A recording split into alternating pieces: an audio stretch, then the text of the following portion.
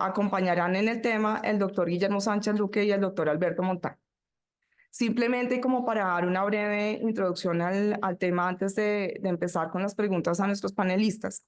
Cuando estaba, digamos, como revisando un poco las temáticas para poder hacer el planteamiento del panel, encontré una frase que me llamó bastante la atención de un artículo elaborado por los doctores Jaime Heredia y César Castañeda de la Universidad de Lima, en un artículo que se llama No revelar es igual a anulación.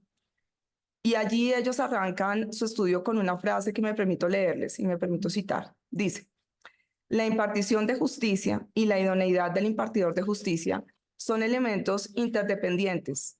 No puede existir justicia si quien imparte no está en la posición debida de hacerlo.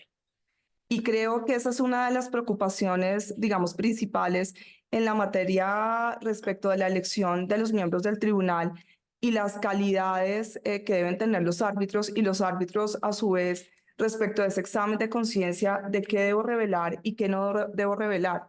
Hasta dónde en nuestra legislación, por ejemplo, nacional, va ese deber de información, hasta qué nivel de detalle. Y en ese sentido, cuando hablamos de la posición de vida, nos preguntamos, ¿y qué es la posición de vida? ¿Qué es realmente lo que tiene que tener un árbitro para poder adelantar, además, evidentemente, de su experticia y su conocimiento, un tribunal arbitral? Y esto básicamente se traduce en los requisitos legales que le dan la habilitación, lo que está dispuesto en la ley, pero por otro lado también en esa imparcialidad y en esa independencia que tiene el juzgador. Independencia que debe ser examinada a veces como un examen de conciencia el cual corresponde al árbitro. Frente a esto, como les digo, hay diferentes desarrollos tanto en materia nacional e internacional. Sin embargo, la ley no puede comprender todas esas situaciones eventuales en las cuales puede estar enmarcado el deber de independencia e imparcialidad de un árbitro, y es donde entran en juego pues, las reglas del soft law, que incluso ayer hablaba un poco la doctora María Teresa Palacio en su panel también refiriéndose a la designación de los árbitros en materia estatal. En esa medida vamos a empezar por abordar las reglas, digamos, como más importantes y que son las más acogidas por nuestras legislaciones, que son las directrices de la IVA. De este tema nos va a hablar la doctora Diana Correa, y es plantear desde la perspectiva pues, del Código de Ética de CENUDMI y las directrices de la IVA sobre los conflictos de interés, cómo son aplicables estas materias. Entonces, doctora Diana, para abordar el tema que a usted le corresponde, quisiéramos saber qué diferencias hay entre el sistema de revelaciones y el Código de Ética de CENUDMI, y las directrices de la IVA sobre el conflicto de interés, qué tan objetivos son los estándares de revelación y también que nos cuente un poco sobre esta modificación reciente que hubo a estas directrices naranjas de la IVA sobre los conflictos de interés. Doctora Diana. Muchísimas gracias. Buenos días a todas y a todos. Comienzo por los agradecimientos de corazón al doctor Juan Pablo por esta invitación tan bonita y a todo su equipo. También a la Cámara de Comercio porque nos acoge acá y nos facilita todas estas cuestiones logísticas. A ustedes, a mis compañeras y compañeros de panel. Es un verdadero placer estar hoy aquí con ustedes para hablar de estos temas de los que se habla muchísimo además. Y yo creo que por más de que se repitan cosas, siempre hay algo nuevo, pero además se van consolidando los mensajes con respecto a las revelaciones y a los conflictos de interés que son muy importantes. Y ya Verónica, tú lo decías, ¿por qué es importante hablar de esto? Porque sencilla y llanamente un tribunal que esté mal constituido, un tribunal al que las partes no se le den la oportunidad de pronunciarse sobre una cuestión, perdón, voy a poner mi reloj, a los que no se les dé la oportunidad a las partes que no tengan la oportunidad de pronunciarse sobre ciertas circunstancias que pueden afectar la integridad y la debida constitución de ese tribunal, puede efectivamente terminar en unas decisiones difíciles y complejas y pesadas para el arbitraje que podrían consistir desde una simple inconformidad en el tribunal, con las partes, sospechas, inconformismos, pero eso puede ascender y escalar rápidamente a incidentes procesales de revelaciones en curso de arbitraje o antes y terminar inclusive en anulaciones, como ha sido el caso que se ha terminado en varias anulaciones a veces, y yo creo que la doctora Anne-Marie y mis mis otros colegas del panel van a abordar muchos esta casuística alrededor de algunas anulaciones que se han presentado, de otros casos en los que no se ha llegado a anular, pero sí se ha cuestionado de una manera impresionante este tema por falta de revelación. Entonces es un tema mayor. La Convención de Nueva York de 1958 trae y prevé estas cuestiones sobre la debida constitución del tribunal, sobre la oportunidad de las partes de que comenten sobre sus árbitros y tengan esta oportunidad de investigar quiénes son y qué circunstancias podrían rodear o poner en duda su imparcialidad y su independencia, que es en últimas lo que uno busca cuando un tribunal está constituido, de que ese tribunal no sea juez y parte y que pueda sentirse con un discernimiento libre e imparcial, independiente de cualquier otra circunstancia de las partes y de otros actores que han venido al arbitraje y pueda dar su decisión y deliberar libremente con sus coárbitros. Entonces, fíjense que es algo verdaderamente importante lo que nos reúne aquí y yo he querido hacer un pequeño planteamiento teórico o conceptual entre dos cuerpos normativos, porque en arbitraje internacional, digamos que no hay unas reglas imperativas, tenemos un grupo de reglas de soft law, efectivamente, que nos ayudan como a crear ciertos parámetros referentes y como toda norma de soft law se hace obligatoria a partir del momento en que las partes la acogen. A partir del momento en que las partes deciden escoger un cuerpo normativo, ese cuerpo normativo que era soft law se vuelve imperativo para las partes. Entonces, de donde la importancia también de distinguir esos conceptos. Digamos que el código de la CENUDMI, de conducta para los árbitros y los jueces que terminan decidiendo anulaciones en casos de inversión, es un código reciente que data de finales del año pasado, que fue adoptado tras muchas y muchas deliberaciones en el seno de la CENUDMI en el grupo 3 de trabajo.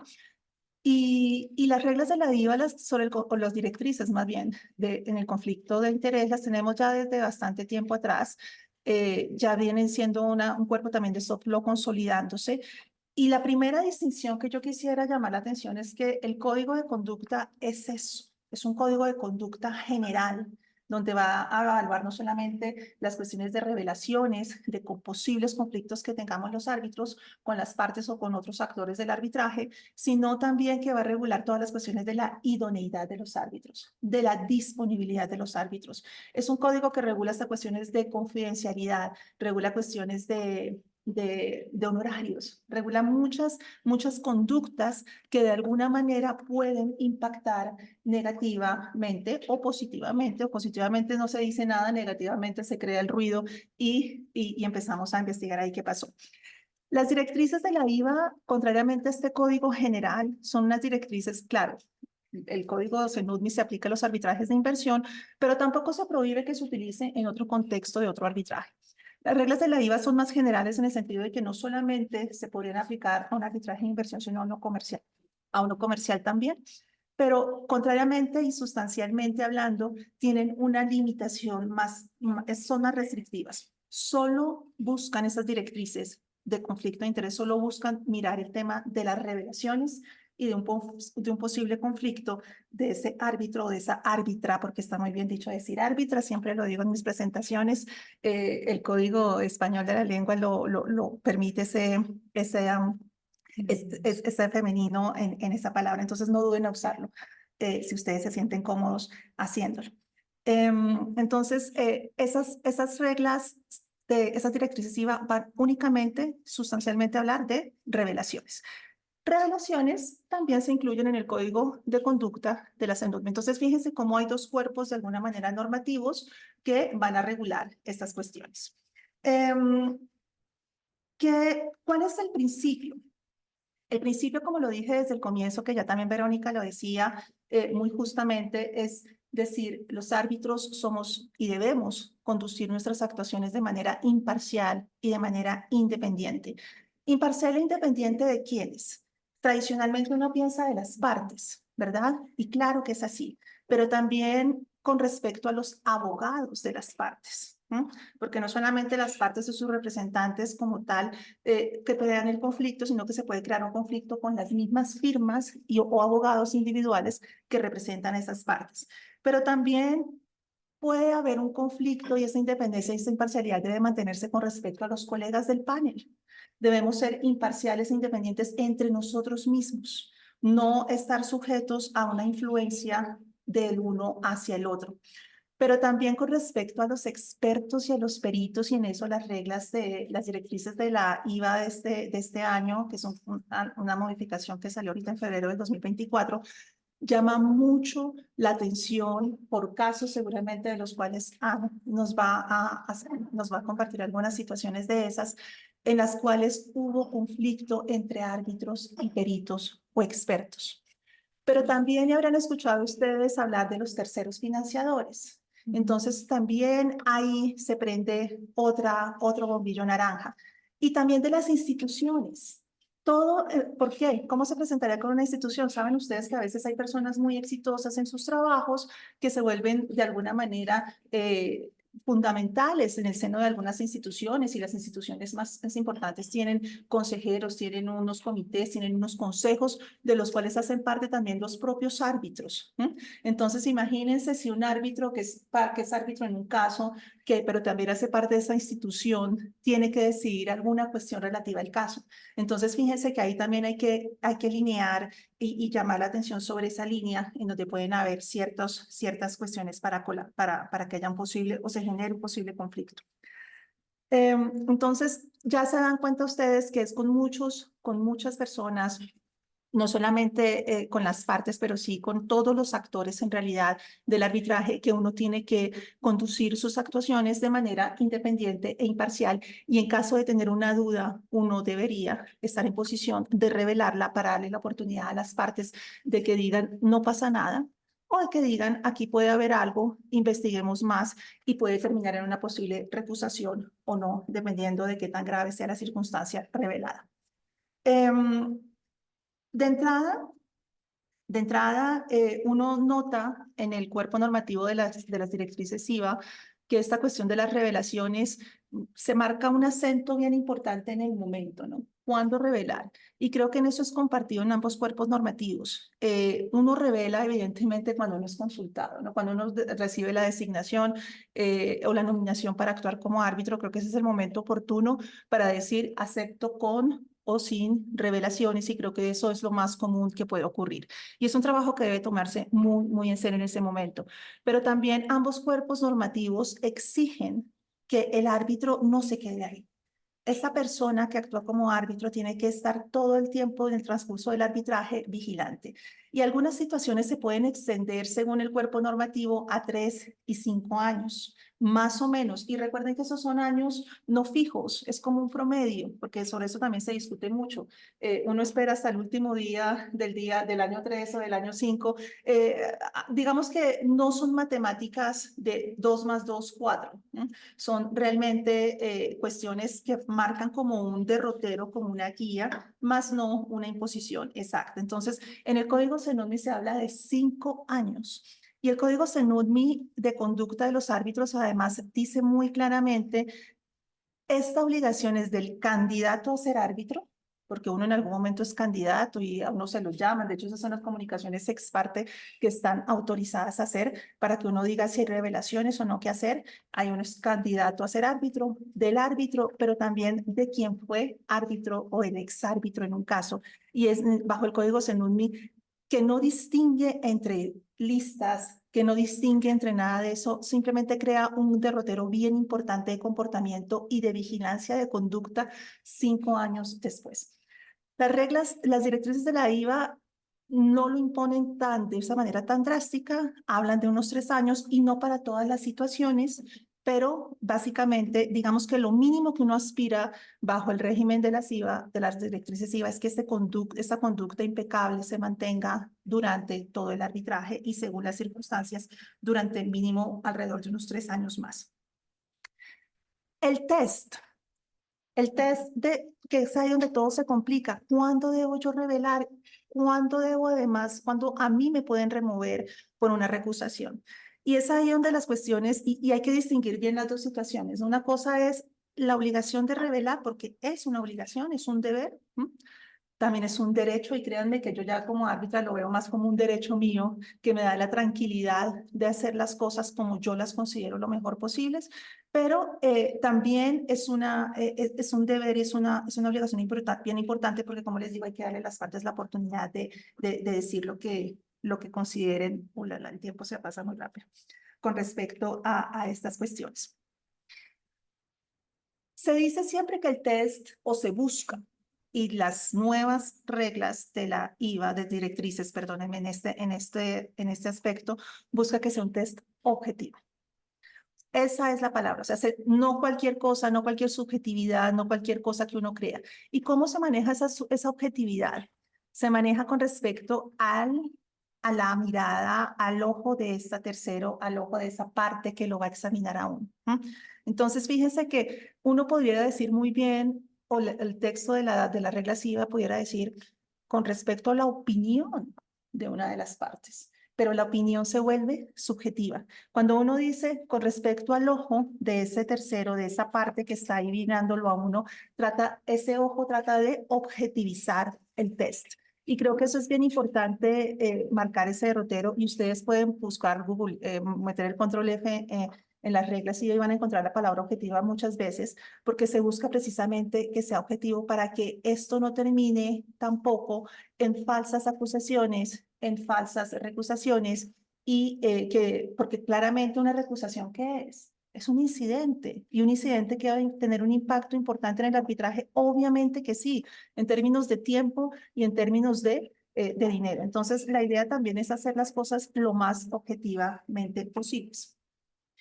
Hay una palabrita que aparece en el código normativo de la CENURMI que no aparece en la regla SIVA, y es la palabra justificadas, dudas justificadas. Cuando uno tenga sus dudas, las directrices SIVA se quedan en la palabra duda, no la califican. Y creo que eso es interesante, porque eso también ayuda a objetivizar más el estándar. El código de la CENURMI, igualito que lo hacen todos los cuerpos normativos de la CENURMI, como la ley modelo, etcétera, califica la duda en duda justificada. Y es ahí donde de pronto uno ya comienza a plantearse qué es una duda justificada, qué no. Y creo que la IVA lo resuelve muy claramente y de manera, yo creo, muy apropiada, porque simplemente lo deja en duda, y exigiendo además, diciéndole a usted, en caso de duda, a pesar de nuestras listas y todo lo que tengamos, si usted tiene la duda, no acepte. Y si tiene la duda, renuncie. Eso el código de la CENURMI también lo tiene. Si uno tiene esa duda importante, mejor renuncie o no acepte el encargo para no generar conflictos. Entonces, ante la duda revelada, hay una nueva situación que está prevista en ambos códigos o en ambos cuerpos normativos, y es la consistente en la confidencialidad. Resulta que uno a veces no puede revelar, no porque no quiera, ¿no? Sino porque no puede, porque uno está también amarrado de pronto con un contrato o una cuestión de confidencialidad en otro arbitraje, en otra situación jurídica, por la cual uno sencillamente no puede hablar de ese tema. Entonces, ¿qué pasa? ¿Cómo manejar ese tipo de situaciones? Las directrices de la DIVA lo dicen muy claramente. Si usted puede, intente hacerlo. Pero si no puede, no acepte o renuncie. Porque si usted no le puede permitir a las partes analizar su conducta, pues mejor no se exponga y no exponga al tribunal, porque además creo que de eso vamos a hablar también más adelante, si la tacha de uno de los árbitros puede afectar efectivamente todo el tribunal y consecuentemente todo el laudo o todas las actuaciones arbitrales. Entonces es mejor ante esa duda no hacerlo. Y un punto bien importante también con las revelaciones, que a uno se le olvide revelar. Créanme que es importante. Yo ahorita tengo un Excel gigante que he construido a mano, pero eso la inteligencia artificial ya lo tiene, ¿no? Los que puedan aprovechar de eso, háganlo. Pero los que no, nos toca a la mano y tener todos los arbitrajes en los que uno ha actuado, en qué calidad actuó, en qué calidad, cuáles fueron las partes, quiénes fueron los árbitros, pero además los abogados, las partes, los expertos, etcétera, pero también qué oficinas, qué cuerpos, hasta el pasante. Es mejor saber quiénes son todos los equipos, y en eso las firmas deben ser las firmas de abogados tienen que estar también muy colaboradoras en esto. ¿Qué resalto de las reglas IVA en este momento? Resalto que que están buscando esta objetividad, resalto que están buscando crear más seguridad. 5 minutos, muchas gracias. Y creo que todo eso es muy, muy bienvenido, sobre todo en un medio en el que es muy difícil meter un poco de objetividad en estos asuntos. Miremos un poquito algunas situaciones. Y miremos un poquito la imparcialidad. Ya les dije que el código de CENUDMI no habla de listas, contrariamente a las reglas, a las directrices de la IVA, pero es bien importante de pronto fijarse en algunas cuestiones de independencia e imparcialidad. ¿Qué nos dice el código CENUDMI? Cómo uno debería evaluar su imparcialidad y su independencia. Entonces yo veo como en cuestiones que pueden afectarlo a uno externas, pero también en situaciones en las que uno puede influir.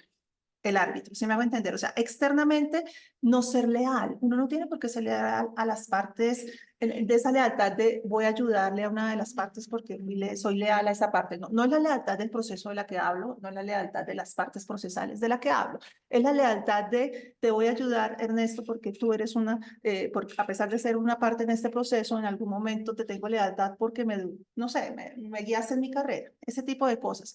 Esa lealtad no hay que tenerla. Y si uno siente o percibe que puede tener esa lealtad, mejor no ingrese ahí para que eso no le cree el conflicto ético después de no ser leal. No recibir instrucciones. No recibir instrucciones. A mí me ocurrió recientemente que un coárbitro, yo siendo presidenta, me intentó instruir para que yo formulara una pregunta que él no quería hacer, para no ser percibido como parcial o no sé. Yo la verdad la pregunta me sentí muy incómoda haciéndola, porque además ni siquiera era una pregunta mía, yo lo tenía muy claro, y le dije muy claramente, mira, yo no voy a formular la pregunta, tú puedes formularla. Y yo sentí de alguna manera que me quería instruir a hacer una pregunta. Entonces, fíjese cómo la instrucción puede venir a veces muy sutilmente hasta del propio tribunal. No dejarse influenciar por alguna cuestión financiera, empresarial, profesional, pero cómo uno también como árbitra o árbitro puede influir. Entonces, ahí es donde uno también tiene que ser muy ético y no utilizar su posición para influenciar en las resultas del proceso, si uno tiene un interés financiero o personal, no aceptar beneficios, no aceptar, y sobre todo aquí llamo la atención en una regla que es muy importante en la CENURME, que habla de la apariencia, no crear apariencias. Si se dan cuenta, la CENUMI puede tener contenidos un poquito más subjetivos que las directrices de la IVA en el sentido de que califica la duda, como dije anteriormente, en justificada. Pero además permite y dice que uno no debe adoptar ninguna medida que cree la apariencia. Y creo que la apariencia aquí es algo también que puede ser muy importante porque y es ahí donde se cruza un poco con la cuestión de los ojos, ¿no? Lo que uno ve, lo que uno puede crear como apariencia. Me contaban un par de árbitros, un árbitro más bien, que se había encontrado con un abogado en un aeropuerto, cosa que nos ocurrió. De hecho, nosotros somos árbitros solamente, y uno dice, vamos a coger un taxi juntos.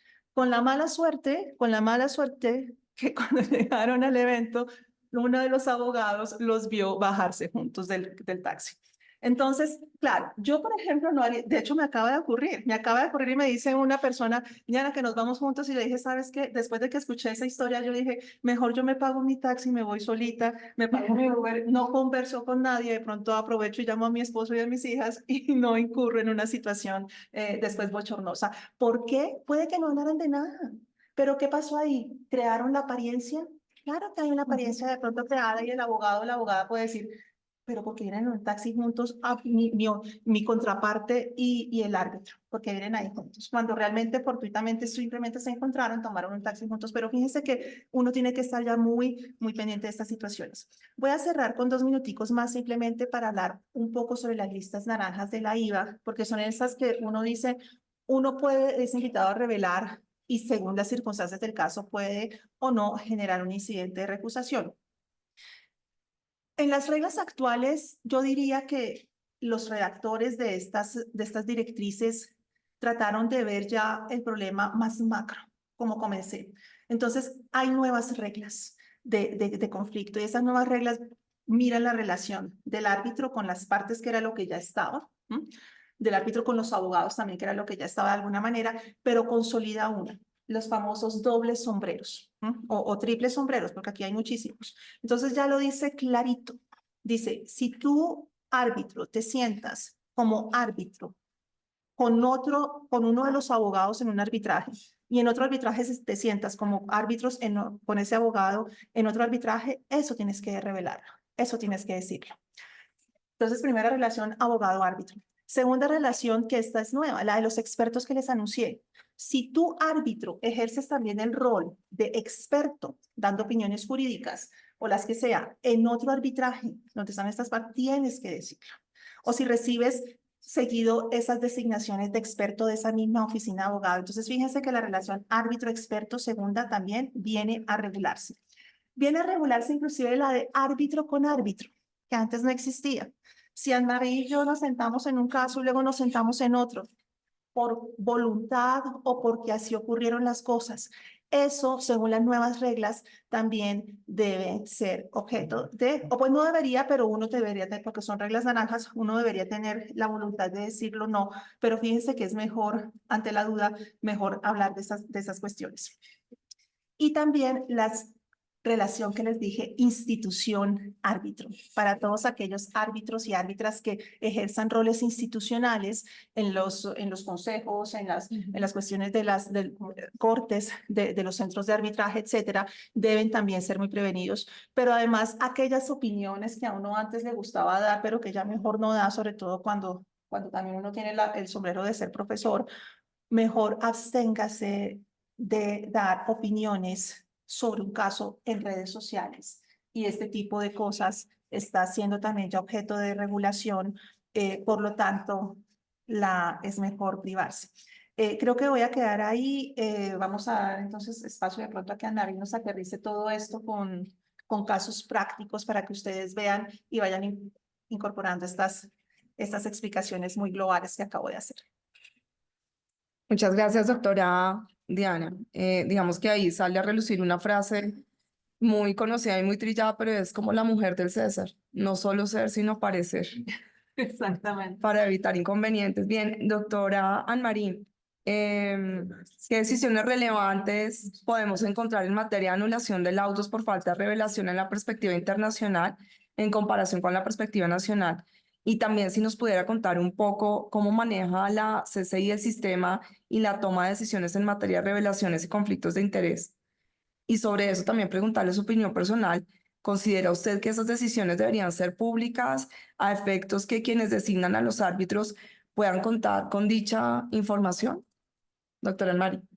El doctor Cárdenas, el micrófono, el de allá. Perfecto.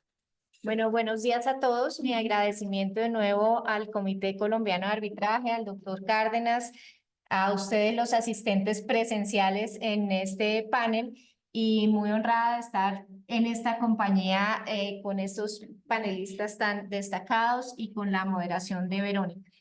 En escasos 20 minutos o un poco más, está muy ambicioso el programa que me ha propuesto Verónica.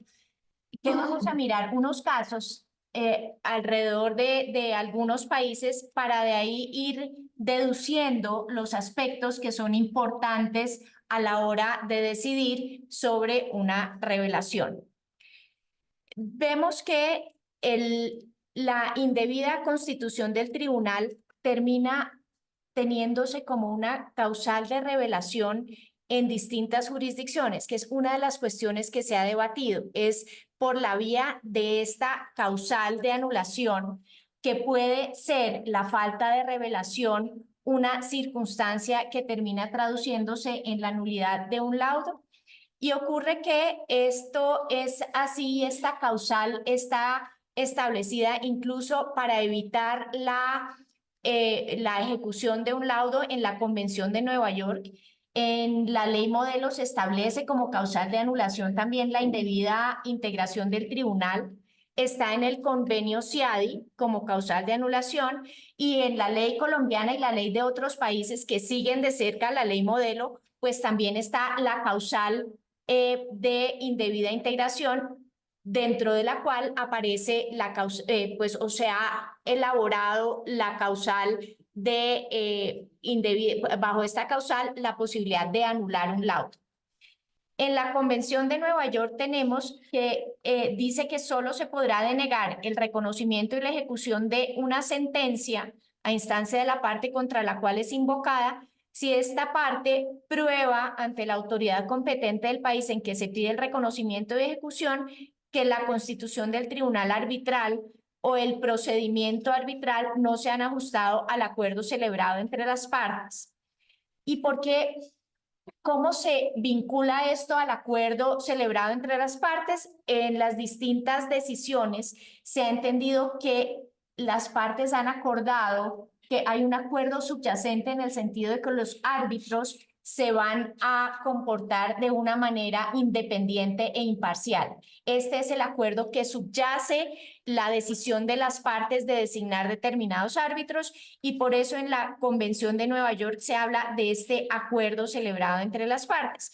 En punto de la ejecución de un laudo arbitral tenemos en Colombia solo un antecedente que se dio, es el caso Alquería Tampico, en el que cuando se fue a ejecutar el laudo, se le pide a la Corte Suprema de Justicia que no lo ejecute porque el apoderado de la parte que perdió el caso, solo con posterioridad a que el laudo fue proferido, a que se venció el término para solicitar la anulación, advirtió que había un vínculo entre el árbitro presidente del tribunal y el apoderado de una de las partes. En ese caso, la Corte decidió no anular, teniendo en cuenta precisamente las disposiciones de la IVA que no consagraban ese supuesto de hecho como una de las circunstancias que debían ser reveladas. Este es el único antecedente que tenemos en Colombia en relación con tratar de oponerse a una ejecución de un laudo por falta de revelación. Siguiendo con los distintos ordenamientos que establecen la indebida integración del tribunal como falta de revelación, tenemos que en la ley modelo de UNCITRAL se dice que el laudo puede ser anulado cuando la composición, la parte que interpone la petición de anulación pruebe que la composición del tribunal arbitral o el procedimiento arbitral no se han ajustado, nuevamente dice, al acuerdo entre las partes. ¿Cuál es ese acuerdo? Nuevamente, que los árbitros sean independientes e imparciales. En el convenio CIADI, igualmente, se establece cualquiera de las partes podrá solicitar la anulación del laudo cuando dice el 52.1 que el tribunal se hubiere constituido incorrectamente de que hubiere quebrantamiento grave de una norma de procedimiento. Y hago énfasis en estas dos causales que se establecen en el acuerdo CIADI para solicitar la anulación del laudo, porque son precisamente por estas causales por las que termina anulándose el laudo en el caso que vamos a analizar a continuación. Que el tribunal se ha constituido incorrectamente, que hay un quebrantamiento grave de una norma de procedimiento. También en la ley colombiana, artículo causal tercera, en el acápite nacional, la composición del tribunal arbitral o el procedimiento arbitral no se ajustaron al acuerdo de las partes, es una causal de anulación. Vamos a ver entonces el primer caso que tengo para el análisis de todos ustedes. Es un caso de arbitraje de inversión y llama mucho la atención porque, como ustedes saben, en estos casos de arbitraje de inversión se mueven sumas muy cuantiosas. En este caso, un tribunal CIADI otorgó 128 millones de euros por daños a un inversor en contra del Reino de España. Proferido el laudo a favor de este inversionista, el Reino de España solicita la anulación del laudo, para lo cual se integra un comité de anulación. El comité CIADI, el comité de anulación, anuló el laudo en su totalidad por un quebrantamiento grave de una norma de procedimiento que se involucra con la falta de revelación de un árbitro. El comité dictaminó que la falta de revelación comprometía la independencia e imparcialidad de uno de los árbitros, Stanimir Alexandrov, lo cual resultó, dice el comité de anulación, en una constitución incorrecta del tribunal y un grave quebrantamiento de una norma fundamental de procedimiento. España presentó varias causales de anulación, además de la falta de revelación, pero el tribunal solamente acogió, el tribunal de anulación, esta como base para determinar la anulación. España alegó que en este caso existía una apariencia manifiesta de prejuicio producto de una relación duradera entre Alexandrov y Brattle Group, quienes eran los peritos del caso. Resulta que Stanimir Alexandrov pertenecía a una oficina de abogados, un despacho de abogados, White & Case, y White & Case había contratado a esta compañía de peritos en una cantidad de casos. Es decir, estos eran los peritos estrella de alguna manera de White & Case, y en particular un empleado de Brattle, el señor Lapuerta, pues había tenido un vínculo específico en estos casos anteriores con el abogado, con el árbitro Alexandrov. Pese a que España, bueno, ya dimos, Aiser alegó que bajo el artículo 52.1a del convenio SEADI, que es el que acabamos de ver, falta de integración, un laudo solo puede ser anulado si se incumplen los pasos necesarios para la constitución del tribunal al inicio del procedimiento. Entonces, esta es una circunstancia que vamos a ver que también reiteradamente se analiza si es posible alegar una indebida integración durante el desarrollo del proceso arbitral o incluso después de que terminó y se anuló y se expidió el laudo. ¿Es posible volver a referirse a la integración del tribunal? El inversionista dice, no, esto tenían que haberlo alegado cuando se integró el tribunal y no lo alegaron, de manera que ahora no se puede alegar. El comité de anulación, después de concluir que la revisión prevista en ese artículo del convenio SEADI se extiende a situaciones en las que se ha alegado que un árbitro careció de imparcialidad e independencia en cualquier momento durante el transcurso del arbitraje, analizó, o sea, ya de una parte dice el comité, no importa el momento, ese es un tema importante. Y luego hace un análisis de 3 pasos que se ha venido adoptando en otras decisiones SEADI. Entonces, dice, para examinar la presunta falta de independencia, aplica este examen de 3 pasos que, por ejemplo, había sido adoptado en la decisión de EDF contra Argentina. El primero de los pasos es, hubo renuncia al derecho de plantear esta cuestión porque Aiser no lo hizo con la celeridad suficiente. Es decir, Aiser, el inversionista, al no haber alegado esto desde el principio, se entiende como una renuncia. La segunda, y pues no formuló tampoco recusación. Si esto no fue así, es decir, si no renunció a haber alegado esto, la parte que solicita la anulación demostró que un tercero encontraría una apariencia evidente u obvia de la falta de imparcialidad o independencia por parte de un árbitro con base en una evaluación razonable de los hechos del caso. Y miren que aquí va otro tema importante. ¿A los ojos de quién se analiza la incidencia de la falta de revelación? Las reglas de la IVA hablan de las partes. En otros casos, y vamos a ver el caso Halliburton, ahí se habla de un tercero independiente e informado. Entonces, ¿a los ojos de quién esta circunstancia? Finalmente, creo que debe analizarse a los ojos de las partes, es decir, las partes son las que van a analizar más que el propio tercero, porque las partes tienen un interés dentro del proceso. El tercer paso es, ¿podría la apariencia manifiesta de falta de imparcialidad o independencia de ese árbitro haber tenido un efecto sustancial en el laudo? Y ese es otro de los temas que llama mucho la atención. Comentábamos aquí con los doctores si se puede anular un laudo a pesar de que no, por falta de revelación, a pesar de que eventualmente ese laudo no aparezca teñido de ninguna parcialidad por parte del laudo. Pues resulta que cuando se va a analizar si se anula porque no reveló, pues también, por lo menos en este caso, el comité de anulación del SEADI, en ese tercer paso debe revisar si la falta de imparcialidad o independencia de ese árbitro tuvo un efecto sustancial en el laudo. Entonces, para ver el primer paso, renunció a alegar la causal por no haberlo hecho oportunamente. Aiser argumentó que España había renunciado a su derecho a objetar porque lo sabía y era del dominio público antes de que el laudo arbitral fuera emitido, que se sabía que el vínculo de este árbitro con el perito. Según el comité, lo que dijo es que esa renuncia no puede establecerse sin prueba de que la parte en cuestión tenía conocimiento real o implícito de los hechos. Y ahí aparece otro punto interesante que vamos a ver más tarde, y es que ya la jurisprudencia en distintas latitudes ha delimitado lo que se llama el deber de curiosidad.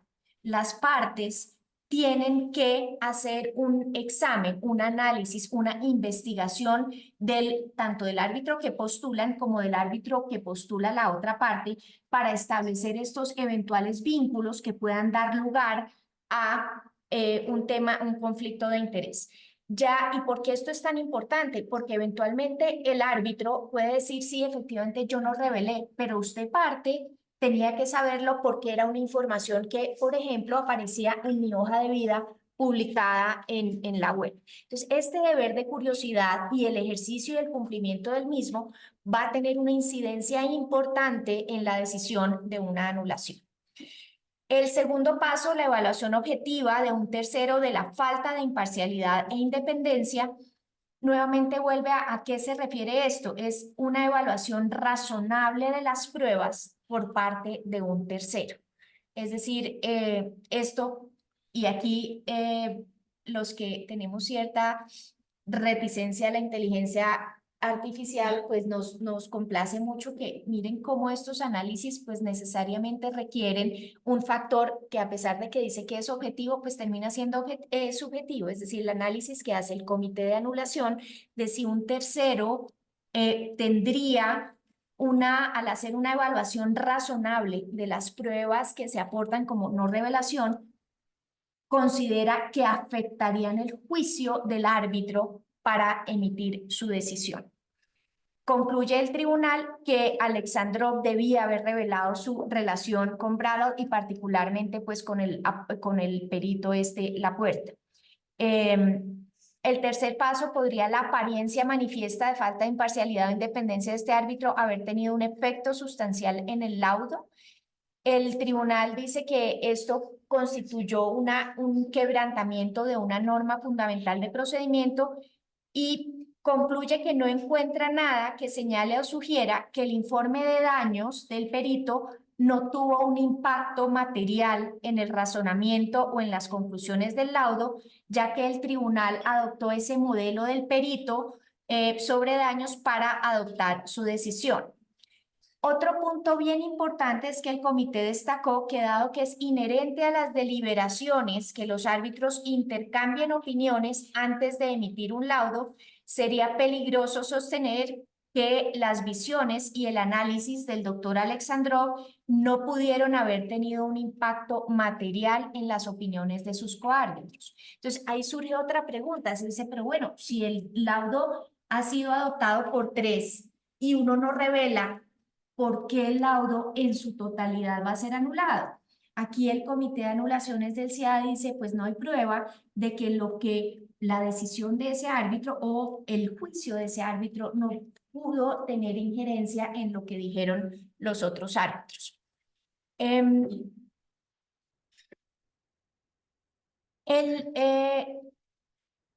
Tribunal, también el inversionista dice, mire, el comité de anulación podría no haber anulado, tenía la discrecionalidad de no hacerlo porque no se alegó esto durante el camino, a lo cual el comité de anulación dice que habiéndose cumplido los requisitos de falta de revelación y que esto constituía un quebrantamiento de una norma de procedimiento, pues no tenía la posibilidad de discrecionalmente no anular si estaba la prueba. Estoy en el primer caso y me quedan solo 5 minutos, entonces voy a ir rápidamente por los otros casos. Tenemos un caso alemán que es bien particular porque en este caso tenemos 4 decisiones. 4 decisiones porque hay 2 digamos, de un comité regional y hay otras 2 decisiones de la Corte Federal Alemana. En este caso, ¿qué pasa? involucra a dos partes que estaban en disputa por defectos en los productos manufacturados conjuntamente.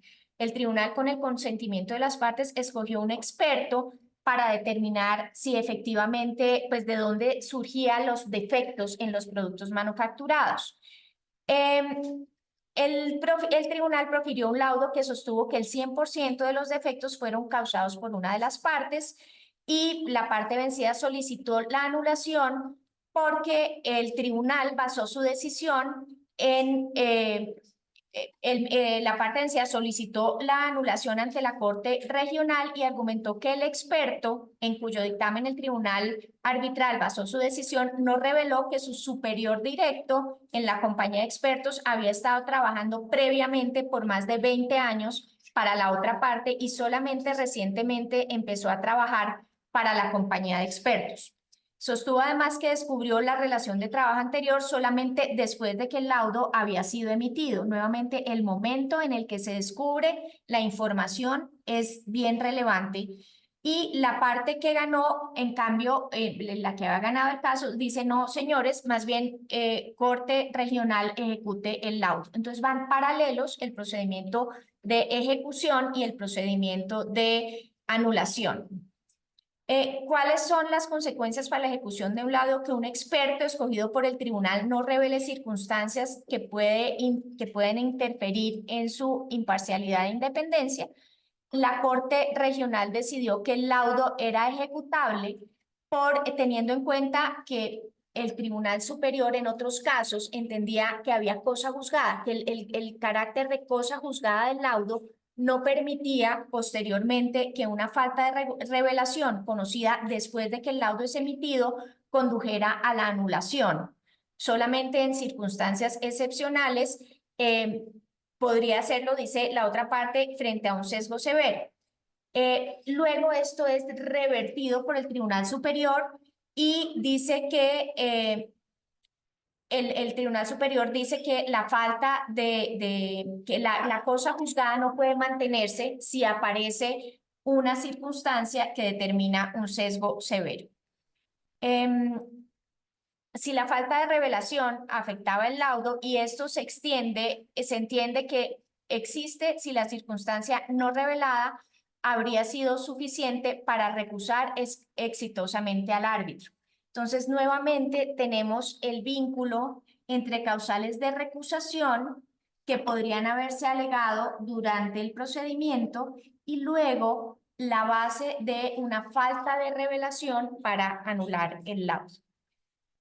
No me voy a detener más, pues en este caso es bien interesante porque el Tribunal Superior le devuelve al Tribunal Inferior el caso porque una vez determina que no podría entenderse es el alcance de cosa juzgada, le dice, ustedes, señores Tribunal Inferior, tienen que determinar las condiciones de ese caso, de la relación del perito para ver cómo se afectó el caso y analizar todas las circunstancias inherentes a este aspecto, a este hecho de que el superior del perito hubiera trabajado con la parte que ganó el caso.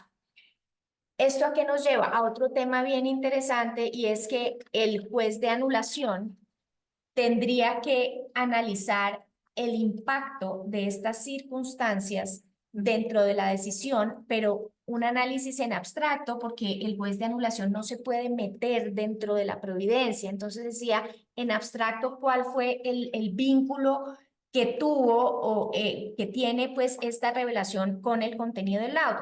En este caso, por ejemplo, cuando el Tribunal Inferior vuelve a revisar, pues vuelve y los llama como testigos y encuentra que finalmente el superior del perito no tuvo nada que ver, que era el que había trabajado con la parte que ganó, no tuvo que ver nada en la elaboración del dictamen y simplemente firma la carta remisoria del dictamen por una organización del tribunal.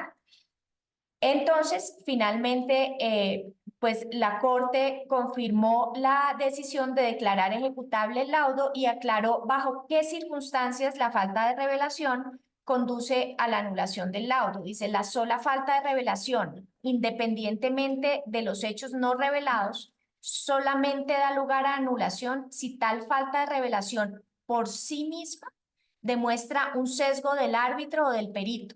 Esto solo se puede concebir frente a un ocultamiento intencional. Surge otro tema y es indagar con el árbitro por qué no se reveló. El segundo requisito, dice la Corte Federal Alemana, por la cual se puede anular un laudo por falta de revelación, en ausencia de la intención de ocultar, la anulación o ejecución depende de un análisis posterior de la Corte competente sobre si el tribunal habría decidido que los hechos no revelados daban lugar a dudas justificadas si hubieran sido debidamente revelados durante el trámite. Miren cómo entonces se está utilizando el mismo estándar para la anulación que para la recusación. Entonces, ¿cuál es el análisis? Si lo hubieran recusado durante el proceso, esa recusación hubiera prosperado. Entonces dice que se hace un análisis subjetivo desde el punto de vista del recusante, apreciando de manera objetiva todos los hechos relevantes para decidir si existe una duda justificada. Rápidamente, la decisión que ya es bien conocida por muchos de ustedes, la de Halliburton contra Chubb, que se puede, recordarán que Halliburton demanda a Chubb por un derrame de petróleo en el Golfo de México, a Chubb como aseguradora para que pague los daños que sufrió Halliburton. El Tribunal Superior inglés nombra a un señor Rockinson como presidente del tribunal y luego Chubb nombra a este mismo señor Rockinson en otro arbitraje. El señor Rockinson en el segundo arbitraje revela que fue nombrado en el primero, pero en el primero no reveló que había sido nombrado en el segundo.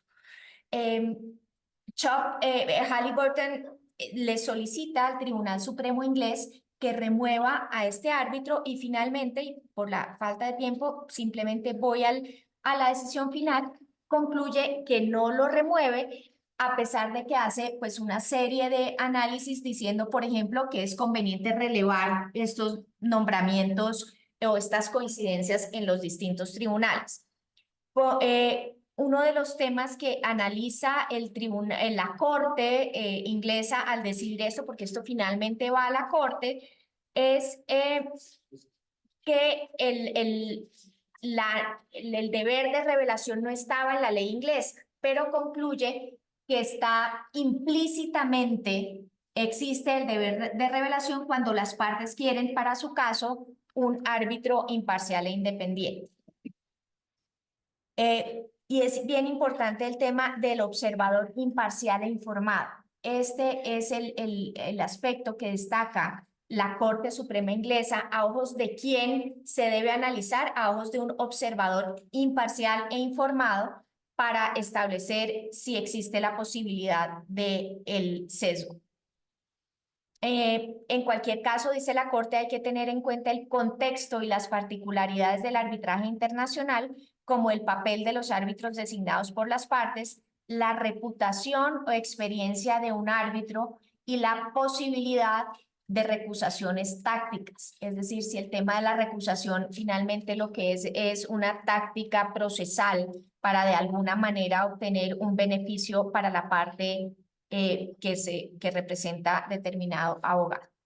Tenemos también un caso muy conocido que es el de la Corte de Apelaciones de Francia, cuando se pronuncia el obituario de Manuel Gallard y termina siendo anulado un laudo proferido por el profesor también muy conocido Thomas Clay, porque después de que se profiere el árbitro, el profesor se publica en una revista el discurso que dio Thomas Clay a propósito de la muerte de Manuel Gallard.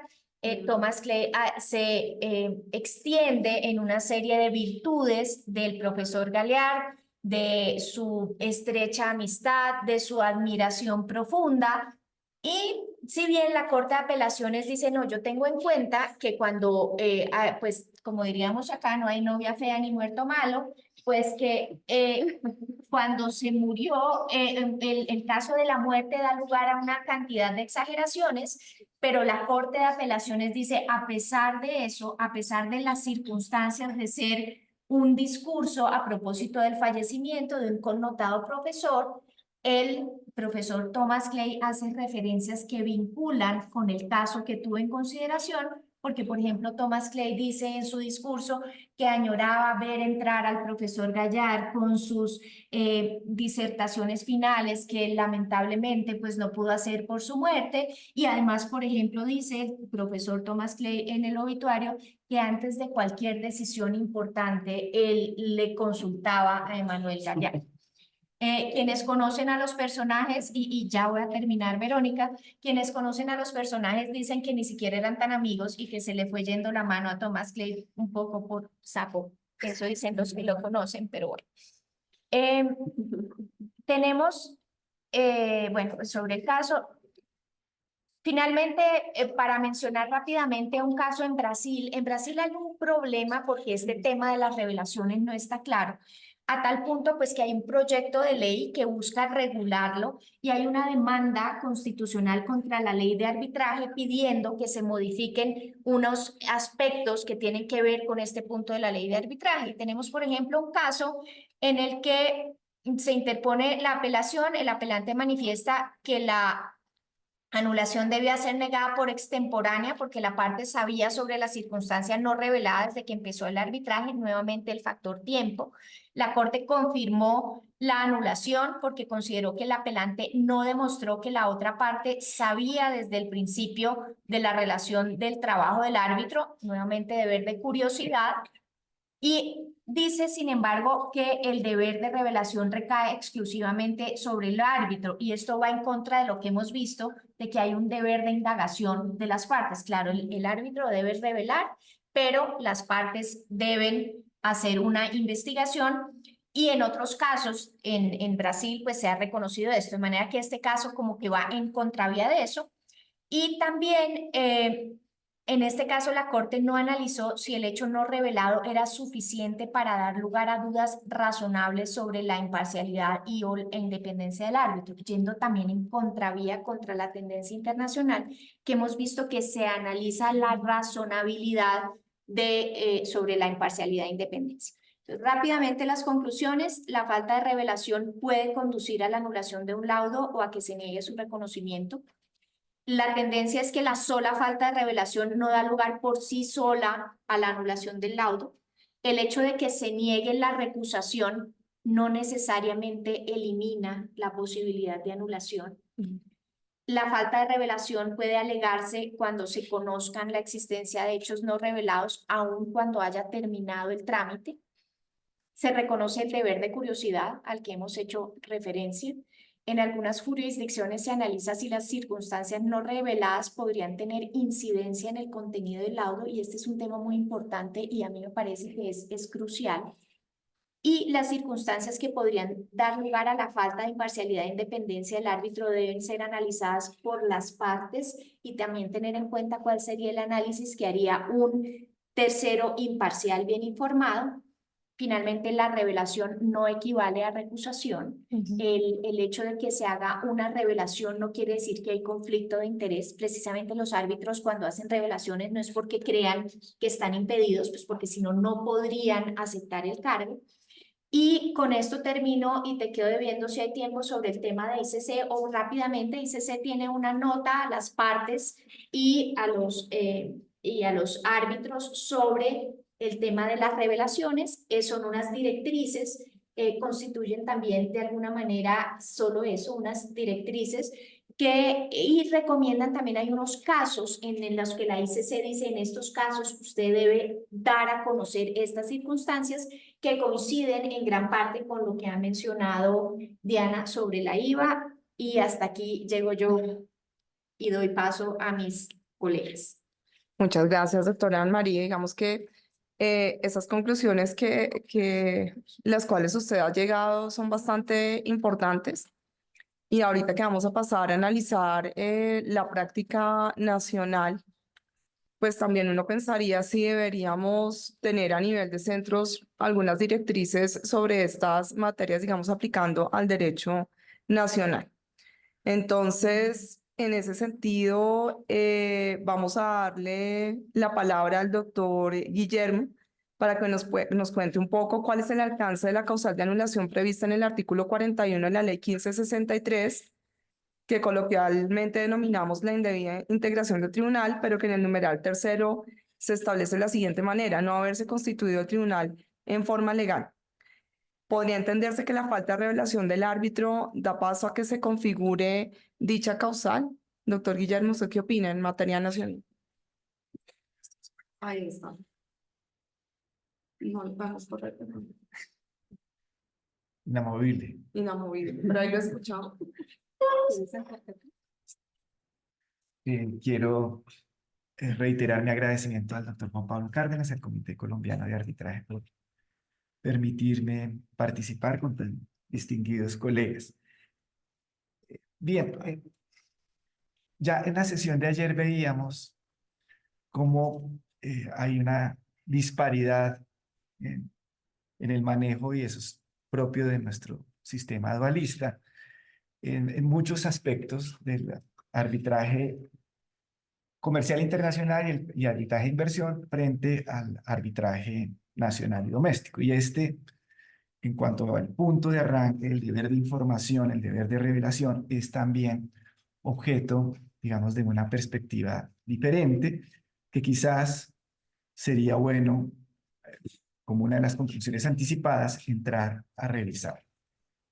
Como todos sabemos, el artículo 15 de la ley 1563 en el ámbito nacional señala que dentro del deber de información o revelación, que hay que hacerlo cuando se coincida con alguna de las partes o sus apoderados en otros procesos arbitrales o judiciales, trámites administrativos o cualquier otro asunto profesional en los que él o un miembro de su oficina a la que pertenece o ha pertenecido intervenga en cualquier o haya intervenido como árbitro, apoderado, consultor, asesor, secretario o auxiliar. Mientras que el artículo 75 para el ámbito internacional, digamos, establece un precepto que para algunos es menos exigente y quizás más amplio, y que va en la línea de lo que nos explicaban aquí las doctora Diana y Anne-Marie,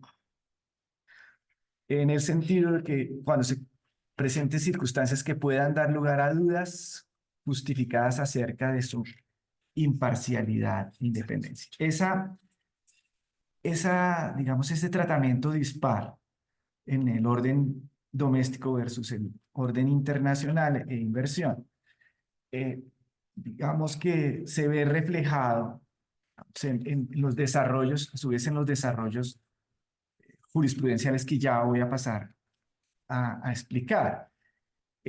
Mientras la Corte Suprema de Justicia señala o ha señalado, por ejemplo, en la sentencia del 12 de julio del año 2017, radicación 9909, sostiene la Corte que como las causales de anulación de laudos internacionales no prevé en el orden doméstico, en el 108 de la ley 1563, la hipótesis de indebida integración del tribunal, el asunto se debe estudiar desde la perspectiva de la violación del orden internacional. Y la Corte señala, y me parece que lo hace de manera adecuada, que es preciso en estos casos una interpretación restrictiva de este concepto. Y por ello, dice la Corte, no cualquier omisión puede producir la anulación. Y lo hacen, además, y esto me parece muy importante, porque esta materia no puede, digamos, desligarse de la institución misma arbitral. Y entonces la Corte recalca que esto debe interpretarse a la luz de los principios de proejecución y prointernacionalidad. El estándar, pues, de imparcialidad no puede referirse, dice la Corte, a causales de impedimento ni de recusación, sino que corresponde a criterios de razonabilidad, y cita la ley modelo UNCITRAL. En el ámbito, digamos, del arbitraje doméstico, como decía la doctora Verónica, la causal tercera del artículo 41 de la Ley 1563 se refiere escuetamente a no haberse constituido el tribunal en forma legal. Quizás por ello, un proyecto de reforma legal que desafortunadamente no se concluyó de hace un par de años, al proponer en el informe de ponencia para primer debate, aparece en el artículo 41 una modificación que iba en la dirección de dejar claro que sí cobijaría la situación. Tercero, no haberse constituido el tribunal en forma legal, y agregaba o no estar debidamente integrado al momento del acto. Pues eso era, digamos, lo que se pretendía con la reforma hace un par de años. Sin embargo, digamos, la norma como la tenemos está así, no cobija la segunda hipótesis.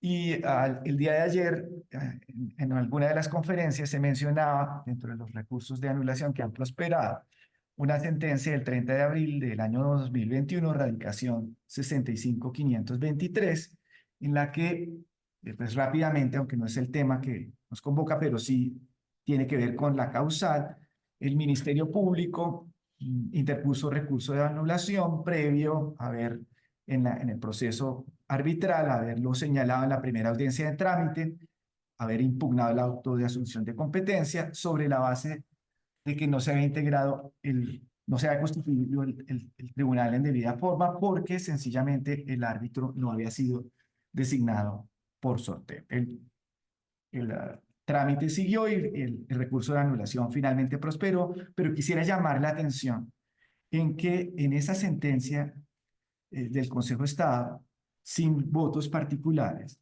el Consejo de Estado, invocando el artículo 31 del Código Civil, señaló que como solo se permite controvertir la integración del tribunal, no puede hacerse esa extensiva, digamos, esta causal, a situaciones que no se refieran a dicha circunstancia, a su integración en debida forma legal. Y hasta ahí cierro, digamos, la referencia a esta causal. En materia de arbitraje doméstico, podríamos hablar de 4. Se me dio poner esta. Yo le aviso, pero Yo la tengo casi que venir. Gracias. Por todos los lados. Gracias. Siempre lo pongo, se lo puse a todo el mundo. Bueno, entonces ahí podríamos sintetizarlo en 4, digamos, criterios. Quizás estoy siendo, digamos, demasiado amplio en esa clasificación porque realmente son pocas las providencias. Un primer pronunciamiento es una sentencia y debo revelarlo, aunque es de público conocimiento porque se puede constatar en las firmas. Yo participé del 25 de julio de 2016, radicación 55.477, digamos, se adopta un criterio, digamos, me parece a mí en exceso extremo. Y ahí se afirma, con base en esta causal tercera del artículo 41, que la violación del deber de información genera una indebida, así lo califica el pronunciamiento, integración del tribunal, porque esta no se agota en procedimientos formales, dice la providencia, previstos en la ley o en el pacto por las partes, sino, así lo califica, en algo sustancial, ¿sí?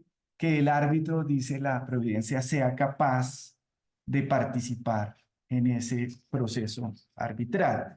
Digamos que es un pronunciamiento que supone que cualquier omisión, me parece un poco extremo este criterio, en cualquier fase del proceso, por cierto, afecta la integración del tribunal y trae como consecuencia, digamos, pues lo más severo, que es la anulación de eso. Este criterio me lleva a mí a preguntarme si esto no puede tener, digamos, consecuencias, digamos, extremas y propiciar un uso, quizás en ocasiones que pueda ser abusivo, de la facultad que que tienen las partes para hacer que el árbitro revele su situación o el secretario y pueda generar, digamos, una afectación de la ejecución misma del,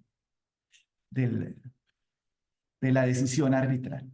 Esa, digamos, es una primera postura. Una segunda postura fue adoptada en la, digámoslo así, en la sentencia del 10 de febrero de 2021 de la subsección B, con radicación, todo esto es del Consejo de Estado, con radicación 65738, en la que hay un voto particular, que más adelante explicaremos, en la que el Consejo de Estado estima que la omisión sí configura causal,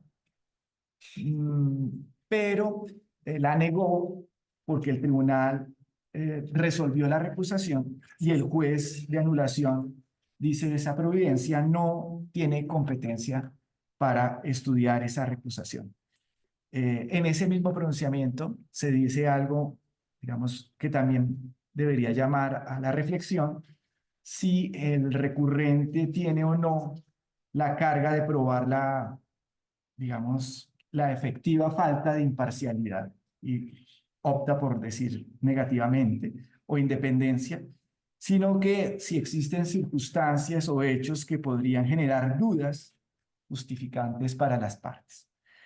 Un tercer pronunciamiento es del 4 de mayo del año 2022, radicación 66723, también con voto particular, en el que se afirma que no se configura causal de anulación si el hecho, lo pone bajo esa hipótesis, si el hecho se produce con posterioridad a la integración del tribunal. En el mismo sentido, hay otro pronunciamiento del 23 de enero del año 2023, del año pasado, radicación 68850, en la que el Consejo de Estado nuevamente, a través de esa misma subsección, advierte que no configura causal de anulación de los laudos cuando es una circunstancia, en el mismo sentido del anterior, posterior a la conformación del tribunal. Hay, por último, digamos, un voto particular del doctor Martín Bermúdez a la segunda de las sentencias señaladas, en la del 10 de febrero del 21, en la que afirma que el artículo 41.3 de la ley 1563 no establece realmente una causal de anulación del laudo arbitral por este motivo. Queda, digamos, planteado como el panorama. Hay dos perspectivas, una perspectiva para el arbitraje nacional y una perspectiva para el arbitraje internacional. Esa asimetría, digamos, de regulación que pareciera en el arbitraje nacional fuese más exigente. Se pregunta uno cuál sería el motivo para que eso se dé así, por qué ese tratamiento diferenciado. ¿Por qué más amplio y por qué estar más en sintonía? Todo el debate que se está dando afuera, fíjense, a través de las dos intervenciones de la doctora Diana y de la doctora Anne-Marie, conduce a que la causal no necesariamente se configura de manera, entre comillas, automática u objetiva también, entre comillas, sino que supone una valoración de los hechos y de las circunstancias que se presentaron. Como está, digamos, como está la regulación actualmente, pues hay muy poco espacio para que el juez de anulación en el ámbito, por lo menos nacional, pueda entrar a establecer cuál fue la incidencia, digamos, de esa falta de revelación o no, y digamos, su impacto en la decisión. Ahora, yo quisiera, de todos modos, yo sé que aquí siempre, gracias, yo sé que aquí siempre se dice, no es lo mismo ser juez institucional que árbitro, pero yo, digamos, ahora que estoy empezando a recorrer este camino, yo me pregunto si existen motivos realmente para que haya una regulación tan distinta entre la justicia institucional y los árbitros. no quiero decir con ello que deba trasladarse la regulación de los árbitros a la justicia institucional, ni mucho menos, pero sí valdría la pena preguntarse si realmente está, digamos, acorde con la racionalidad de las cosas, que seamos más exigentes con los árbitros por el simple hecho de que la figura es transitoria y no permanente, como sucede con los jueces institucionales. Máxime cuando me llama la atención en un pronunciamiento de una corte norteamericana, de la Corte Suprema, creo que es, de los Estados Unidos, de 1968, del 19 de noviembre, en un caso en el que hubo un voto particular de los jueces Marshall y White, en el que ellos afirmaron que no pueden ser medidos sin tener en cuenta que los árbitros son, permítanme mi traducción chipcha, hombres de negocios, ¿sí? Entonces también hay que tener en cuenta, digamos, como esa circunstancia, partir del supuesto de que el árbitro o el juez en general es alguien que puede estar y comportarse de manera aislada del exterior, sin ninguna contacto con la realidad, y que todo lo que le suceda y le deje de suceder tenga que advertirlo so pena, digamos, de una anulación posterior, cuando pues las partes tuvieron en su momento la oportunidad de plantearlo a lo largo, es un tema que me genera a mí mucha inquietud. Máxime cuando uno puede pensar que, para usar la expresión, trasladarla al ámbito de la anulación que usó la doctora Anne-Marie, citando alguna providencia extranjera, las recusaciones tácticas. Uno podría hablar también de recursos de anulación, de silencios tácticos. Me reservo una información, sé que esto va a aparecer en cualquier momento, y si el laudo no me sirve, porque me preocupa a mí que tengamos un desarrollo jurisprudencial que impide, como están, me parece a mí, las reglas actualmente, que el juez del recurso de anulación entre a indagar realmente el impacto de esto y sencillamente se detenga en si como lo hacen las últimas providencias citadas del año 2022 y 2023, si la causal sí se produjo con posterioridad a la integración o no, unos temas de temporalidad que no son la esencia del asunto. Y en cambio se descuide el estudio de fondo, que es finalmente sobre el que está construida esta institución concebida a partir de la confianza en las personas sobre su imparcialidad y su independencia. Esto me parece que no solo acá en Colombia está en proceso de maduración, sino que probablemente, lo digo desde mi ignorancia de las experiencias extranjeras, lo que hoy nos parezca que es un avance en esto, probablemente en unos años de golpe haya necesidad de revisar, porque lo decíamos en una charla preparatoria, de golpe, con la mejor intención de defender la institución arbitral, podemos estar tendiendo un manto de dudas sobre la misma figura y estemos aniquilando y allanando un camino para aquellos que entienden que la única forma de resolver los conflictos es a través, pues entonces, de los jueces institucionales bajo los esquemas tradicionales, profesionalizados, y me parece que pues es algo sobre lo que hay que reflexionar y analizar. Muchas gracias. Muchas gracias, doctor Guillermo. La doctora Diana quiere hacer un comentario. Solo un pequeño comentario sobre lo que acabas de decir, Guillermo, es muy, muy importante porque en las nuevas versiones de las reglas IVA es bonito ver cómo los redactores han tomado la precaución de que esto de las revelaciones no pese solo sobre los árbitros, sino también sobre los abogados. Y eso que tú mencionabas de guardar silencio, de guardárselas debajo de la manga, como decimos popularmente, a esperar qué pasa, se sanciona también. Y la obligación de los abogados es efectivamente hacer una investigación razonable. Se les exige que razonablemente investiguen qué está pasando con sus árbitros, no solamente con el que designa cuando están pendientes de a quién van a designar, sino también con los otros, o sea, con todos los 3 miembros.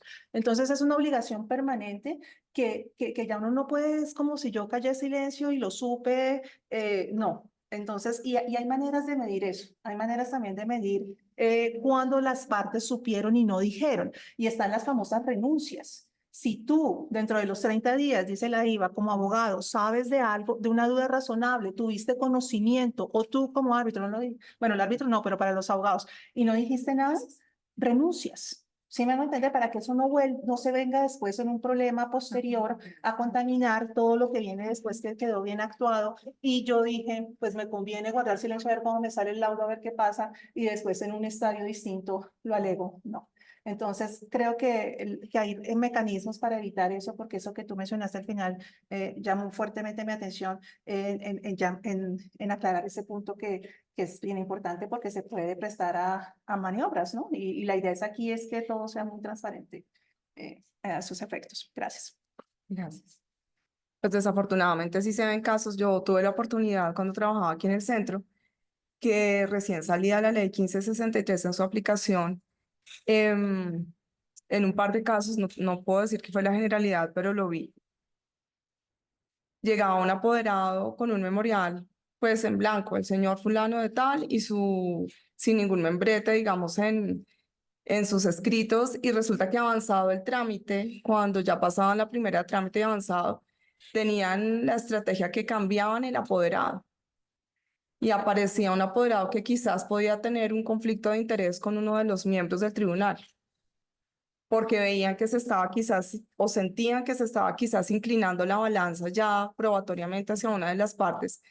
Y lo que terminaba pasando era que desafortunadamente pues el árbitro tenía que renunciar, porque adicionalmente también tengo que decir que aquí hay una buena costumbre que veo en la mayoría de los árbitros, y un árbitro me lo dijo en una audiencia donde pues no había necesidad ni siquiera de revelar, y dijo, vea, uno no está donde uno no lo quiere. ¿Por qué? Por bien de las partes. Si una de las partes a uno no lo quiere, así sea injustificada la causal, es mejor apartarse y dejar que el tribunal siga su camino.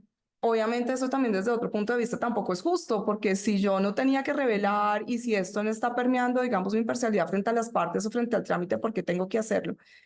Pero sí me llama mucho la atención lo que menciona Diana respecto también de las reglas de la IVA, y es realmente nosotros podríamos llegar a establecer incluso por reglamentos si hay unos deberes también de los apoderados de las partes, porque es evidente que uno podría determinar allí que incluso puede haber hasta mala fe, que nos cuesta hablar de la mala fe y más cuando el árbitro está conociendo un caso y lo está fallando, pero realmente si empezamos a hilar muy delgado, pues se van a presentar una cantidad de situaciones incluso desafortunadas.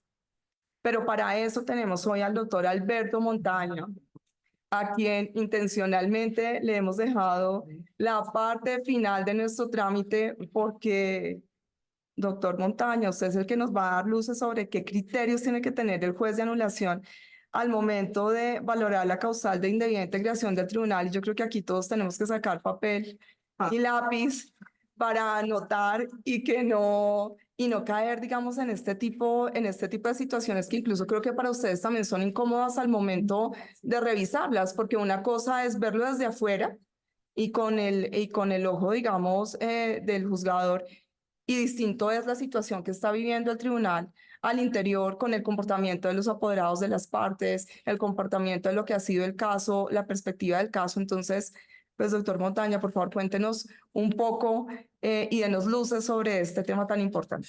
Bien, muchas gracias. Buenos días a todos, a las personas que están aquí, a las personas que nos siguen de manera remota. Antes de defraudar la expectativa que pone Verónica en mi intervención, me parece forzoso y además lo siento así, agradecer la invitación que me hace el Comité Colombiano de Arbitraje, agradecer personalmente al doctor Juan Pablo Cárdenas y agradecer no solamente personalmente, sino agradecer en nombre de funcionarios judiciales que gracias a la generosidad del comité, pues pudieron participar en este evento. El juez tiene que ser independiente, tiene que ser imparcial, pero en mi opinión no tiene que ser aislado y tiene que conocer la problemática y los debates que se están generando en torno a los problemas jurídicos que debe resolver, y para eso estos eventos resultan formidables, y por eso un agradecimiento también institucional. Hasta aquí llega lo institucional, porque obviamente no voy a hacer una intervención institucional, voy a hacer una intervención personal. Y como les digo, y creo que voy a defraudar esas expectativas de Verónica y de pronto de otras personas, a mí me parece que de lo que se ha mencionado hasta el momento, hay dos aspectos sobre los cuales quisiera hacer girar mi intervención, que va a ser muy corta. Eh, el primero tiene que ver con lo lógico y con lo que más he insistido en este panel, y es el efecto práctico de no informar, de no revelar, el efecto y el miedo práctico de la anulación que puede sobrevenir frente a un laudo arbitral por la causal 3 del artículo 41 de la Ley 1563. Y creo que hay un segundo aspecto que no me parece aislado y que podríamos conectar, y es la tendencia indiscutible que hay de normas internacionales, de soft law, que de pronto tienen una injerencia importante en el juez de la anulación, y por eso me voy a tratar de hacer una especulación conceptual, acaso de pronto con un poquito de teoría sobre ese punto. Entonces, sobre esos dos puntos quiero gravitar mi intervención, que insisto será muy corta. En una primera parte quiero mencionar algunos aspectos adicionales a unas sentencias que ya comentó el doctor Guillermo y que me parecen importantes en un plano de referencia, y es la posición del Consejo de Estado frente al hard law, no frente al soft law, sino frente al hard law, frente a una norma, fundamentalmente ese artículo 15 de la mano del numeral 3 del 41 de la Ley 1563. En un segundo momento, una reflexión pequeñita, conceptual, teórica, que me va a servir para, en un tercer momento, no decir qué va a pasar, pero decir lo que podría pasar, y sobre todo no lo que podría pasar, sino cómo podría pasar.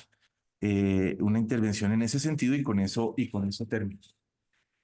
En lo que respecta a la aproximación de la jurisprudencia, no hace soft law, sino hace hard law, que fundamentalmente está consignado en esas disposiciones que ya he referido. Quiero detenerme en algunos aspectos puntuales, sobre todo con el caso que había detrás. Yo creo que hacía más fuerza que Verónica y que la doctora Anne-Marie cuando ella estaba presentando los casos, porque yo estaba feliz oyendo esos casos, y lamenté mucho que le tocara correr al final porque estaba fascinado con ello. Entonces, contar un poquito lo que hay detrás del caso de dos de las decisiones a las que el doctor Guillermo ha hecho referencia. La primera, la providencia sin duda más importante sobre este punto, que es la providencia de 2016, de 25 de julio que él refirió, y digo la más importante porque es la que anula. Las otras plantean el problema, pero no anulan. Entonces, la que anula, sin lugar a dudas, pues tiene una importancia relevante. Y ahí hay un par de aspectos que me parece importante poner de presente. En este caso, la controversia contractual era entre una entidad descentralizada del departamento de Casanare, si mal no me acuerdo, y un contratista. Aquí lo que ocurrió es que uno de los árbitros, en el momento de hacer su revelación, dijo: mire, yo tengo un contrato, no con la entidad descentralizada, sino con el departamento. Y lo que a la postre se demostró, o lo que terminó pasando después, porque lo puso de presente, no sé si temprano o tarde, pero lo puso presente el Ministerio Público, y lo puso de presente una de las partes del trámite arbitral, es que no era uno, sino eran tres los que tenía, que el objeto de esos contratos eran contratos cuyo objeto era una asesoría jurídica genérica al departamento, que de pronto podía involucrar también sus relaciones con entidades descentralizadas, pero además de eso, que durante el trámite arbitral, ese árbitro suscribió dos contratos más con el mismo departamento al cual estaba adscrito la entidad descentralizada de la cual hacía parte. Entonces, como les dije, aquí en el trámite arbitral no ocurre nada, creo que eso es importante. Creo que es importante subrayar también de ese caso que se cumple con el requisito de procedibilidad, porque en el momento en el que el tribunal aboca competencia, las partes ponen de presente, o una de las partes pone de presente y dice, mire, aquí esto pudo haber ocurrido y lo manifiesta como lo ordena la ley. Y es el Ministerio Público y una de las partes en recurso de anulación quien dice, mire, esto está de la mano con la causal 3, que la leía Verónica ahorita, no haber constituido el tribunal en forma legal. Y el desenlace pues ya lo anticipó el doctor Guillermo y lo traigo de presente, se anula el laudo. Algo que es importante es que al árbitro que omitió traer esa información se le ordena devolver el 100% de los honorarios y a los otros dos el 50%. Es decir, cuando hay una incidencia en los otros árbitros que ustedes lo referían desde una perspectiva comparada internacional, yo creo que podría tenerse también como referente de este fallo, porque hay una orden de devolución de honorarios también a los otros árbitros que no tuvieron esa omisión de revelación. El segundo caso, que también lo citó el doctor Guillermo, que es la de 10 de febrero de 2021 y que como todas las otras no se anuló, hay unas peculiaridades que también me parece importante porque al final de mi intervención quisiera retomar algunos apuntes de esa providencia. Aquí, ¿qué ocurrió? Aquí se constituye el tribunal y uno de los árbitros, si mal no me acuerdo, el presidente, se inscribe como candidato a la asamblea departamental de su departamento, era el departamento de Magdalena, y el arbitraje versaba sobre una controversia entre el distrito de Santa Marta y un contratista. Entonces, él lo pone de presente y dice, voy de candidato a la asamblea departamental, pero ¿qué ocurre? El movimiento político al cual pertenecía este candidato a la asamblea departamental, que era el presidente del tribunal, era el mismo movimiento político de la alcaldesa que fue elegida. Y como una de las partes era el distrito de Santa Marta, entonces obviamente se prenden ahí unas alertas porque dicen, a ver, si una parte es el distrito de Santa Marta y su representante legal es la alcaldesa que tarde o temprano se posesionará, pues aquí ¿qué pasó? Y fuera de eso, se pone de presente una situación, es que estuvo en la comisión de empalme de la alcaldesa, es decir, ese árbitro estuvo en la comisión de empalme de esta alcaldesa, y procesalmente aquí ocurre algo distinto. Y es que se formula una recusación formal en el trámite arbitral contra este presidente del tribunal, justamente invocando ese artículo 15 que el doctor Guillermo lo leyó un pedazo y que es un artículo larguísimo y que tiene una cantidad de hipótesis que yo creo que vale la pena. O sea, yo creo que en solo desmenuzar, excúsenme la expresión, el artículo 15, se nos podría ir un muy buen tiempo, pero con base en ese artículo 15 dice, yo solicito que sea esa especie como de impedimento automático o que ahí se establece en uno de los incisos de ese artículo 15 que se separe a este señor del conocimiento. Los dos árbitros restantes conocen esa recusación y la niegan. En este caso quiero subrayar dos cosas en diferencia con el anterior. La primera, que no se cumple el requisito de procedibilidad, pero por una razón obvia. Y la razón obvia es que en el momento en el que se constituyó el tribunal, pues él no tenía por qué revelar lo que no había pasado. Entonces eso ocurre después. Es una situación sobreviniente como lo puse de presente. En segundo lugar, quiero poner de presente que aquí hay una manifestación jurisprudencial, probablemente es un obiter dictum, pero en mi opinión recoge una jurisprudencia que son poquitos casos, pero que viene desde el 2015. Y nos dice algo muy importante este fallo. Y es que esa causal tercera del artículo 41 irradia varias situaciones. Primero, la asignación de los árbitros. Segundo, la conformación y el procedimiento de conformación del tribunal. En tercer lugar, el deber de información y revelación. Y en cuarto lugar, impedimento de recusaciones. Es decir, recogiendo la jurisprudencia anterior, nos está diciendo esta decisión del Consejo de Estado hasta dónde irradia esa causal 3 y nos está diciendo que sí que irradia el deber de información y de revelación.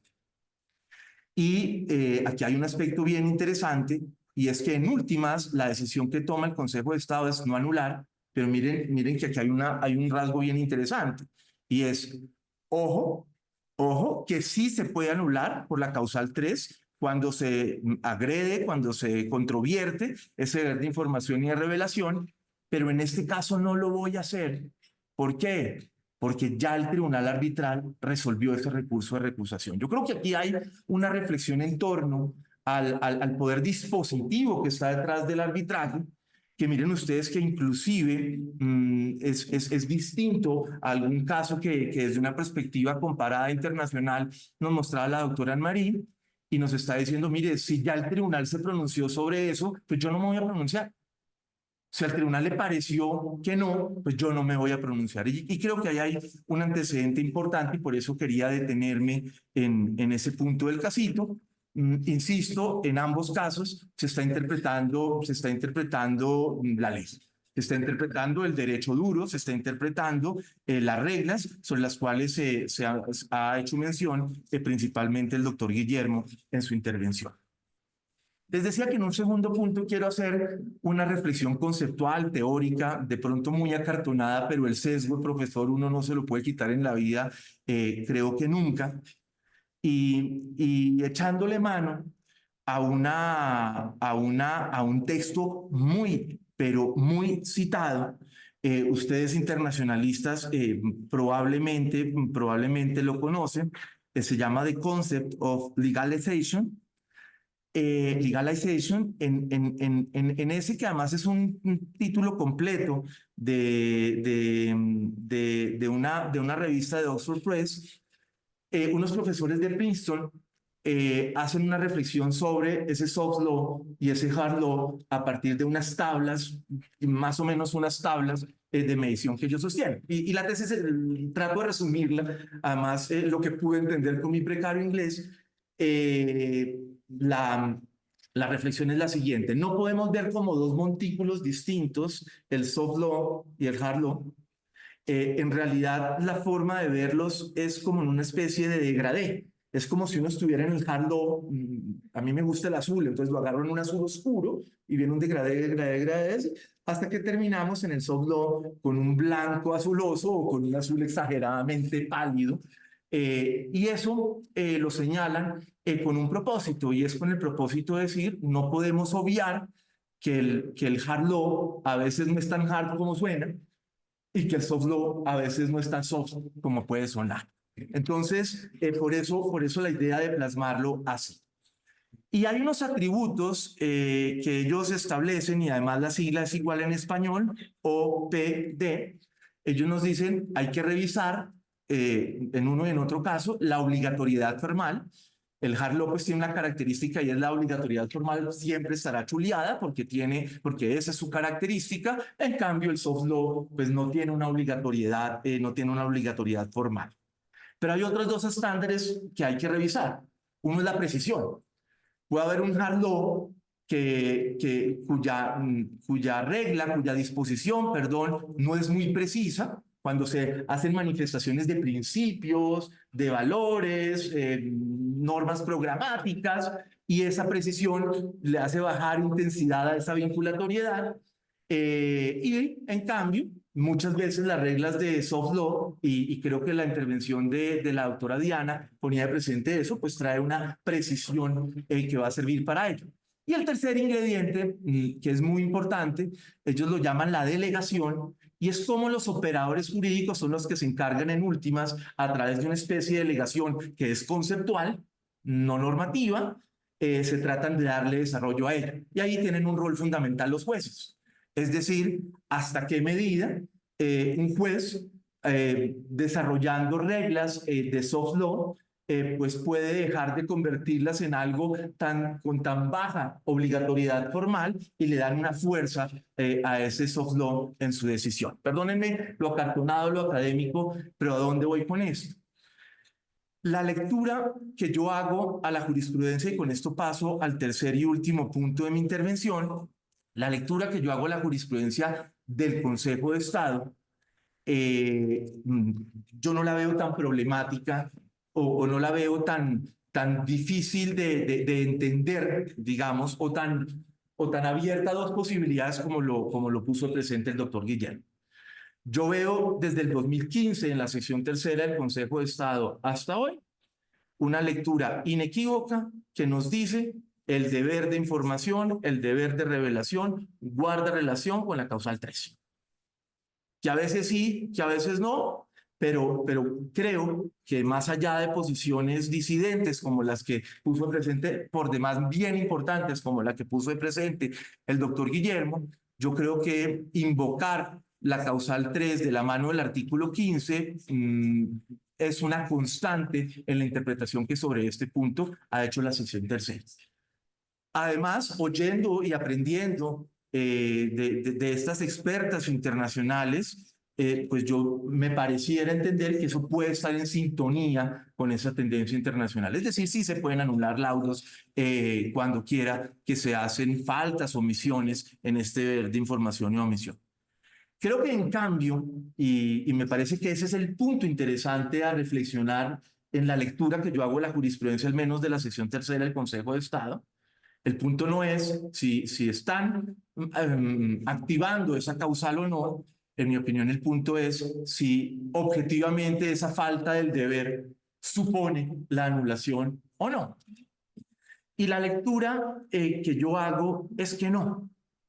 Y la lectura que yo hago es que no solamente no, sino que el juez de lo contencioso administrativo puede estar haciendo algunas reflexiones a través de las cuales conecta la conducta precisa, no sé si con la incidencia directa o indirecta con la resolución de la controversia por parte del laudo, pero sí con valores como, por aquí tomé nota de algunas providencias, miren ustedes esto, circunstancias que puedan generar dudas sobre su objetividad. Se dice en una providencia, miren esto, el fin de la norma, y se está refiriendo al 3 de la mano del 15, no es exigir a los árbitros la comunicación de circunstancias taxativas, sino lograr que estos revelen a las partes cualquier hecho o circunstancia que pueda restar absoluta transparencia a su función. Se están conectando también este análisis del 3 de la mano del 15 se está conectando también con el derecho de acceso a la administración de justicia. ¿En qué momento se le pudo haber a usted torpedeado su derecho de acceso a la administración de justicia cuando quiera que se omitió esa información, se omitió esa revelación?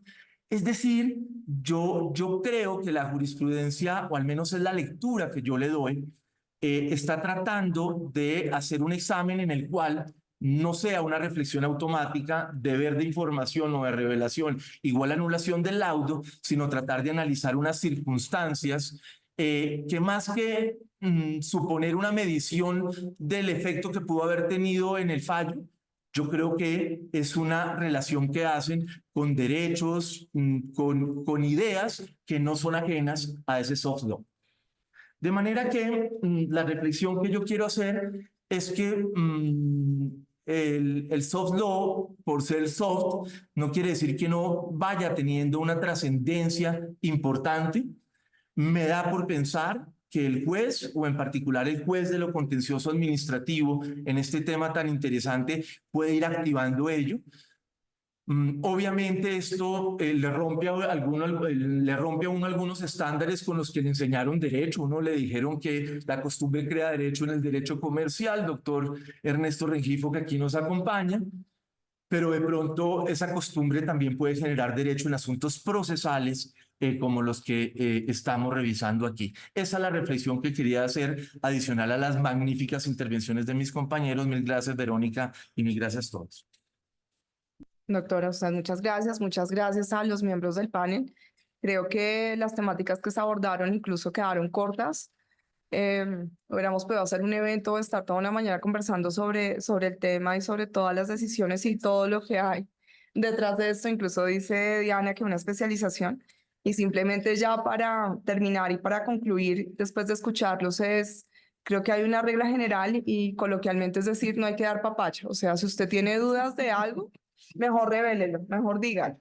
va a estar más tranquilo durante el trámite. Y también a modo de conclusión de lo que escuchamos tanto a nivel nacional como internacional, es que la falta de revelación no puede ser per se una causal de anulación del laudo. O sea, habrá que revisar cada caso y habrá que revisar adicionalmente, en mi criterio, si realmente esa falta de revelación tiene incidencia en la decisión que se adoptó. Porque es que adicionalmente es distinto un trámite arbitral de árbitro único, donde esto puede, pues digamos, llegar a pasar, pero ¿qué pasa con un tribunal donde están 3 árbitros, como en el caso que ustedes comentaban, donde además los otros 2 árbitros están castigados por la falta de revelación, quizás de uno de los miembros del tribunal?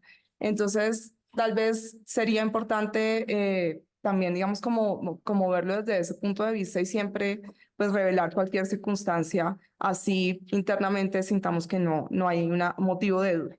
Entonces, ya con esto finalizamos, doctores. Muchas gracias, doctor Juan Pablo. Muchísimas gracias por la invitación. Muchas gracias por este extraordinario panel. Quiero destacar los integrantes del panel, 2 cosas muy importantes.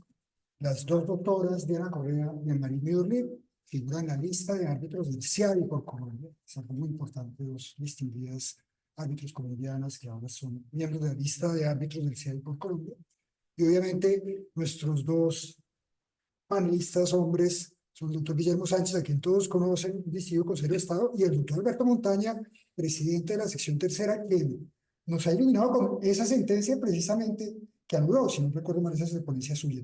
No, la que anula no. La otra. Pero son sentencias muy importantes porque entraron ya a analizar con cuidado cómo deberían procesarse en estos casos. Muchas gracias.